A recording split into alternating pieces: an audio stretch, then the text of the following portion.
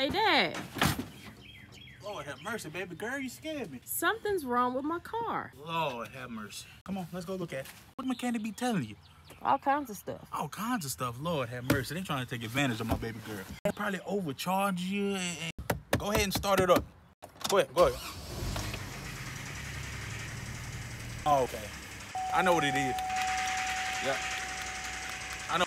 Pop hood. Go ahead, pop it, pop it, pop it. Just a little bit. Don't kill it. Just a little bit of gas. Okay, okay. Yeah. Come here. It might be your timing belt. 9 times out of 10, timing belt making noise like that. Yeah. You know you change your oil. What? Olive oil? Olive oil? Lord, look, I can fix it for you. I usually charge for this, but since you my girl, don't be scared of it now. Come on. Come here. That's residue. You're not supposed to have that on your rods. It's gonna shoot. You know what I'm saying? It's gonna shoot out. It's gonna shoot out. You don't want that. A little thing to plug into the car. Hold on. You just driving. You ain't taking care of your car. You going on the next week? Where you going?